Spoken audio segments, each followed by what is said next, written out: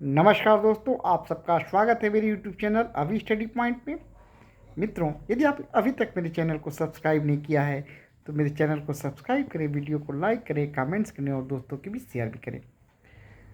मैं अपने पिछले वीडियो में आप लोगों को भारतीय न्याय संहिता और भारतीय दंड संहिता की कंपैरेटिव जो चार्ट्स है उसके बारे में आप लोग को डिस्कस कर रहा था। मैंने बताया था आप लोगों को कि भारतीय दंड संहिता की जगह पर 1 जुलाई 2024 से भारतीय न्याय संहिता को अधिनियमित किया गया, लागू किया गया है। 1 जुलाई 2024 से कौन सी संहिता लागू है? भारतीय न्याय संहिता लागू की गई है।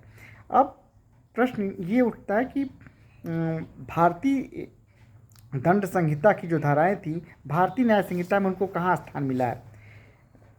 मैक्सिमम जो सेक्शंस थे भारतीय दंड संहिता के उनको पुनर्संख्यांकन कर दिया गया, यद्यप कुछ नवीन धाराएं भी जोड़ी गई हैं जिसके बारे में मैं अलग से डिस्कस कर चुका हूं। आज मैं भारतीय न्याय संहिता की धारा के द्वितीय अध्याय जो दंडों के विषय में है से संबंधित धारा 4 से लेकर धारा 13 तक, कुल इसमें 10 धाराएँ थी, उनके बारे में मैं बताऊँगा कि वो धाराएं भारतीय दंड संहिता में किस सेक्शंस में थी, किस धारा में थी और वर्तमान में वो किस धारा में थी और उसमें क्या प्रावधान है। एक बार आप धारा समझ लीजिए। भारतीय दंड संहिता की धारा 53 अब भारतीय न्याय संहिता में धारा 4 है। भारतीय दंड संहिता की धारा 54, 55 और 55A को एक ही धारा 5 में समाहित किया गया है भारतीय न्याय संहिता में। अर्थात भारतीय दंड संहिता की धारा 54, 55 और 55A भारतीय न्याय संहिता की धारा जो है 5 में समाहित है। धारा 6 में भारतीय न्याय संहिता में भारतीय दंड संहिता की धारा 57 को इंक्लूड किया गया है। भारतीय दंड संहिता की जो धारा 60 है वो है भारतीय न्याय संहिता की धारा 7। भारतीय न्याय संहिता की धारा 8 में भारतीय दंड संहिता की कई धाराओं को समाहित किया गया है। भारतीय दंड संहिता में जो प्रावधान धारा 63, 64, 65, 66, 67, 68, 69 और 70, 63 से 70 अर्थात कुल 8 धाराओं को सेक्शन 8 भारतीय न्याय संहिता में समाहित किया गया है। भारतीय न्याय संहिता की धारा 9 में भारतीय दंड संहिता की धारा 71 को समाहित किया गया है। भारतीय दंड संहिता की धारा 72 को भारतीय न्याय संहिता की धारा 10 में समाहित किया गया है।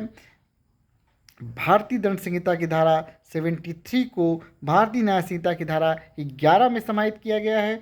भारतीय दंड संहिता की धारा 74 को भारतीय न्याय संहिता की धारा 12 में समाहित किया गया है और भारतीय दंड संहिता की धारा 75 को भारतीय न्याय संहिता की धारा 13 में समाहित किया गया है। तो ये सभी धाराएं धारा 4 से लेकर धारा 13 तक भारतीय जो है भारतीय न्याय संहिता में प्रावधानित है, जो भारतीय दंड संहिता के अभी मैंने बताया, आप लोग कंपेरेटिव धाराओं के बारे में बताया।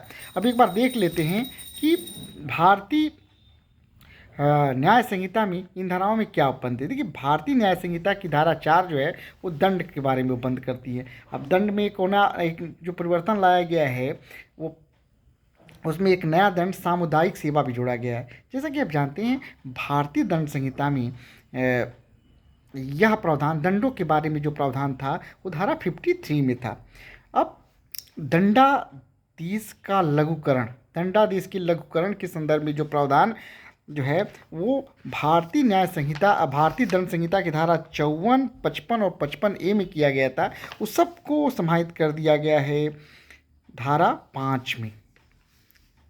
किसमें समाहित कर दिया गया है? धारा 5 भारतीय न्याय संहिता में। इसी तरह भारतीय दंड संहिता की धारा 57 में दंडावधियों की भिन्नों के बारे में बताया गया है। भारतीय दंड संहिता की धारा 57 में क्या बताया गया है? दंडावधियों के भिन्नों के बारे में, और ये अब भारतीय न्याय संहिता की धारा 6 में दिया गया है, धारा 6 में है।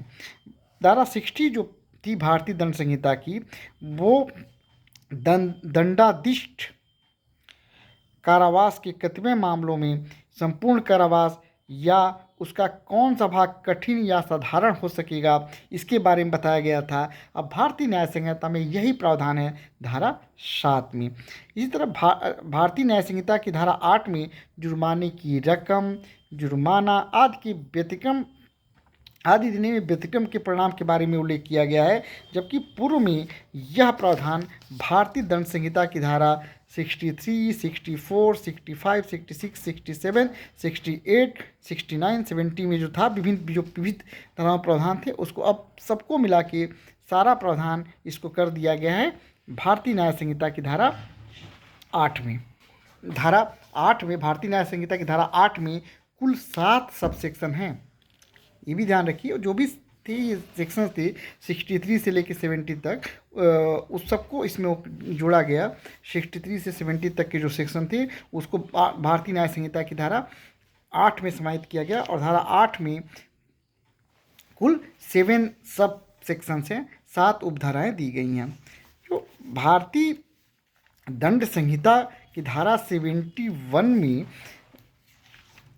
जो है वो ये बताया गया था कि कई अपराधों से मिलकर बने अपराधों के लिए दंड की अवधि क्या होगी, ये बताया गया था धारा 71 में, जो भारतीय न्याय संहिता की धारा 9 में है। कई अपराधों से मिलकर बने अपराध के लिए दंड की अवधि क्या होगी, ये सारा एक्सप्लेन किया गया है भारतीय न्याय संहिता की धारा 9 में। भारतीय दंड संहिता की धारा 72 में यह प्रावधान था कि कई अपराधों में से एक के लिए दोषी व्यक्ति के लिए दंड, जबकि निर्णय में वह कथित है कि यह संदेह है कि वो किस अपराध का दोषी है, इसके बारे में धारा 72 एक्सप्लेन करती थी। अब हो गया है भारतीय न्याय संहिता की धारा 10 में एकांत परिरोध, जो सोलिटरी कन्फाइनमेंट का जो प्रावधान था 73 में, वो अब 11 में है। एकांत परिरोध का जो प्रावधान 73 में था वो अब हो गया है सेक्शन 11 भारतीय न्याय संहिता में। इसी तरह एकांत परिरोध की अवधि क्या होगी, इसके बारे में 74 में प्रावधान था, अब वो सेक्शन 12 में कर दिया गया है। इसी तरह एकांत पूर्व दोष सिद्धि के पश्चात कतिपय अपराधों के लिए वर्धित दंड का जो प्रावधान था वो पहले 75 में था, अब इसको शामिल कर लिया गया है भारतीय न्याय संहिता की धारा 13 में। तो ये थी अध्याय 4 भारतीय न्याय संहिता की धाराओं का भारतीय दंड संहिता की धाराओं के साथ तुलनात्मक एक अध्ययन। पूर्ण एक्सप्लेनेशन के लिए देखते रहिए हमारे वीडियो, लाइक करते रहिए, कमेंट करते रहिए। धन्यवाद दोस्तों, नमस्कार। आप अपना बहुत ख्याल रखिएगा।